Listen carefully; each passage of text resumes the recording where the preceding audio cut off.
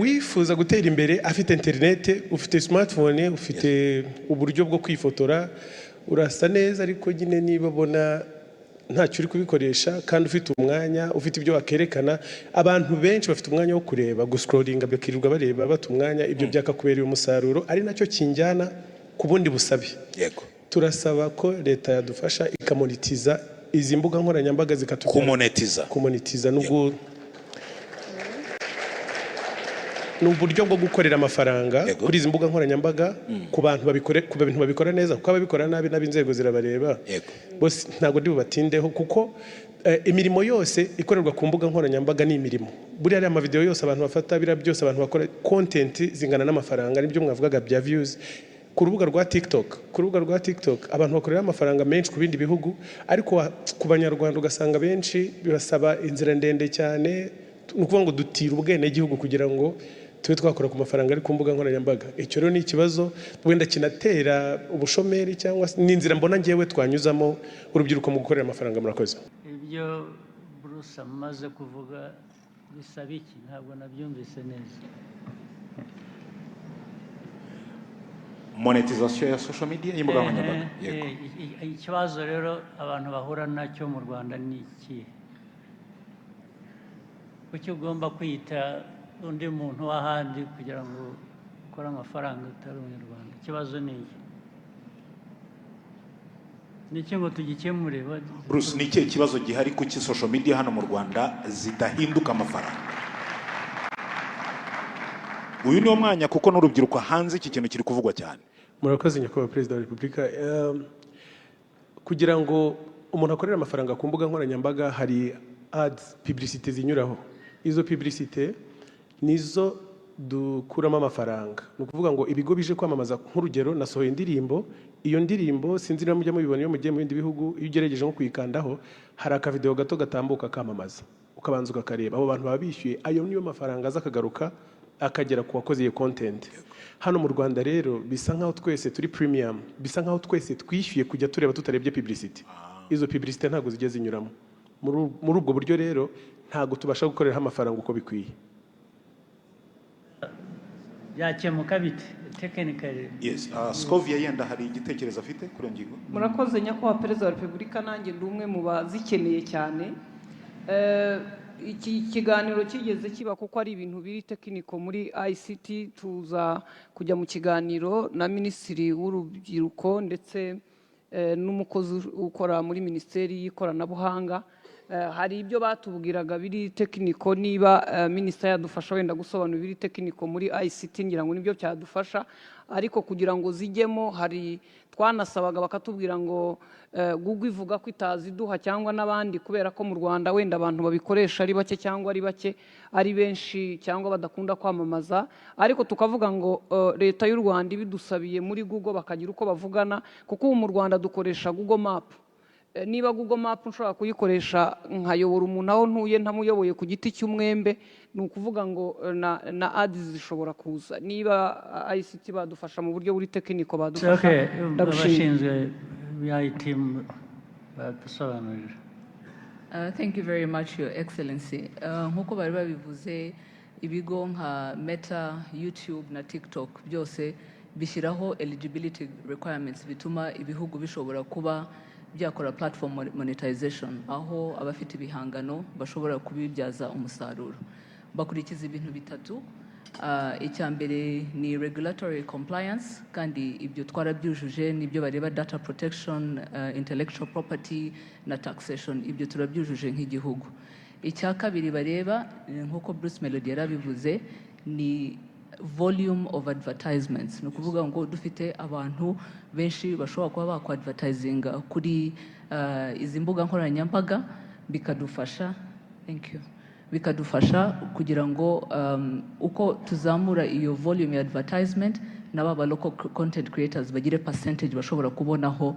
Ari naho ngira ngo tukiri hasi kuri izo volumes. Ngira ngo ntanze urugero, biba bisaba nibura hagati ya igice cya miliyoni na miliyoni y'amadolari ku kwezi in terms of volumes of advertisement, kugira ngo igihugu gishobore kuba cyaba eligible.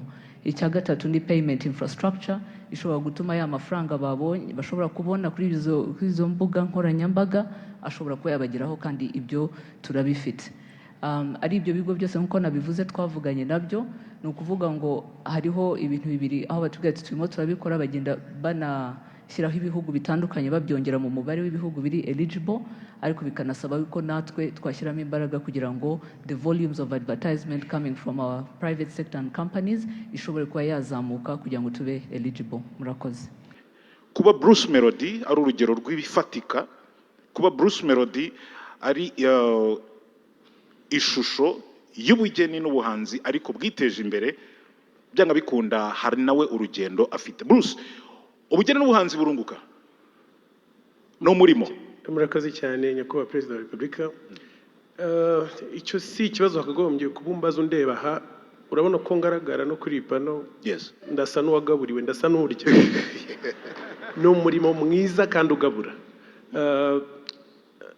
Kera urebye mu myaka 20 ishize ukitegereza ubuhanzi, ariko ndatinda cyane cyane ku muziki kuko niho mbarizwa. Yego. Twari inyuma cyane, ni n'uruganda rwatangiye gukora nyuma y'izindi bitewe n'aho igihugu cyari kiri, kubera ko buriya habanza kubaka kwidagadura bigakurikira. Yego, sure. Birumvikana rero ntago byari byoroshye, ariko ubu ngubu ngiye naba nk'urugero, mvuka mu muryango ukishijwe ADPR Busanza. Rero ndibuka mbwira mu rugo ko ndi umuhanzi, barabanje baransengera, vuga mu ndimi ariko babona ndacyakomeje. Rero hari umuntu w'umugande twari duturanye aza kumgira inama ati rero kugira ngo ugaragare nk'abahanzi shyiraho utudirede. Umunsi rero mama yambonye nashyizeho amadirede, aravuze ati yo dore disco abazimu bamugize. Si n'ikintu cyumvikanaga muri sosiyete bisanzwe kuba umuhanzi sagihobe, ariko twararwanye nk'uko mama w'u Rwagasabo yabivuze, turahatana umuziki turawukora, tugerageza kwereka abantu ko turi mu mirimo dukreyana. Umuziki ni umurimo uhanga indi mirimo, abantu bagenda babisobanukirwa, abafana bariyongera. Nshimira n'abahanzi b'icyo gihe babitangije, nabo ubu ngubu dukora akazi kamwe. Umuziki uragenda urakura kugeza ubu hari contribution y'abahanzi cyangwa se creative industry muri rusange kuri GDP y'igihugu asaga 5%, ariko ntitunyuzwe n'ibyo turi kubaka ku gihugu, kubera ko inzira iracyari ndende, ntabwo turagera aho twifuza kugera. Turifuza gutanga 20-30 nyakubahwa Perezida wa Repubulika, cyangwa se tukanarenza naho, kubera ko buri umuziki ni secteur yatinze kwitabwaho, ariko ubwo nanjye bamugana imbonye amahirwe nkaba nicaye aha, reka mbibanyuriremo. Yego. Buriya nta twebwe nitwe ngagi. Mbivuze kubera iki? Buriya umuziki winjiza mu madevize. Umuziki wambuka umupaka, buriya twe nta viza, buriya tuba dukeneye twasohoye indirimbo, upfa kuba ufite internet urambona, upfa kuba uri ku mbuga nkoranyambaga, kandi aho hose n'ibitaramo dutumirwamo hanze y'igihugu twishyurwa mu madevize.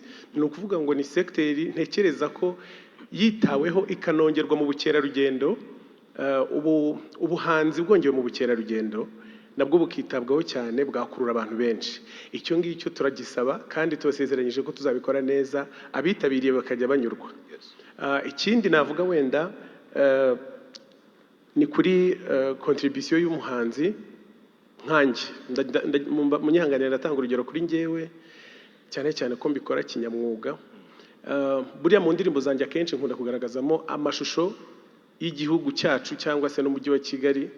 Ndaza kubaha urugero, muragenda mubyibuka, nk'indirimbo yanjye yitwa Katapira twayikoreye mu mujyi wa Kigali aha hose, ariko ni mu bihe bitambutse.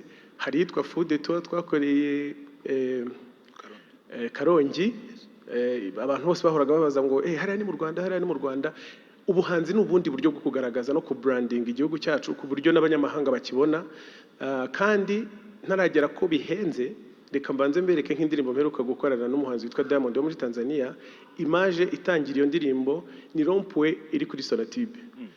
Ni ukuvuga ngo dutewe ishema naho tuba, ariko ntabwo dushaka ko bikorwa na politike cyangwa se n'abapolitisiye gusa, natwe turashaka kugaragaza igihugu cyacu. Uwo muziki rero wambazaga ko ari akazi, ni akazi kishyura neza iyo gakurikiranwe, ariko ni n'akazi gahenze. nk'iyo ndirimbo navugaga muri iyi minsi indirimbo ishobora gutwara amafaranga arenga miliyoni 150 z'amafaranga y'u Rwanda. Impamvu tuyashyiramo nuko twizeye kazagaruka.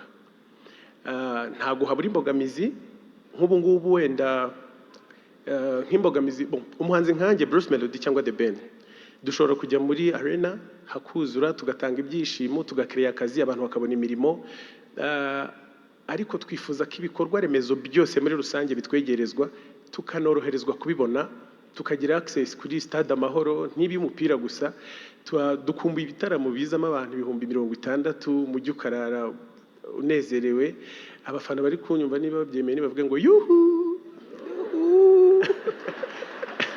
Aho rero aho ngaho ni mu bijyanye no gutanga ibyishimo nabo turibo iyo bigeze imbere wenda y'umunyamahanga ureba igihugu. Ikindi hari gahunda ndimo n'abandi bagenzi banjye turi kumwe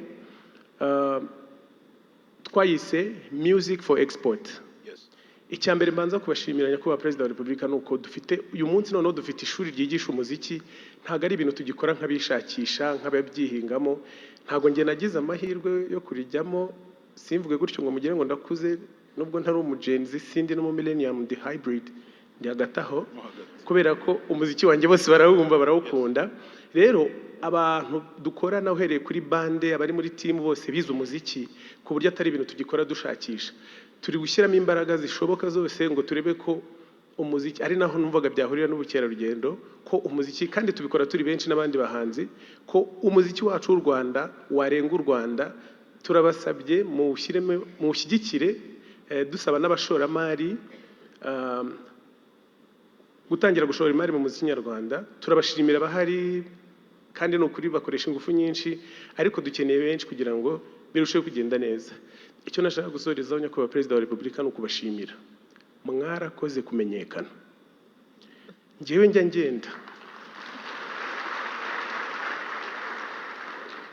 ngenda nagize amahirwe yo gukorana indirimbo n'umuhanzi witwa Shaggy.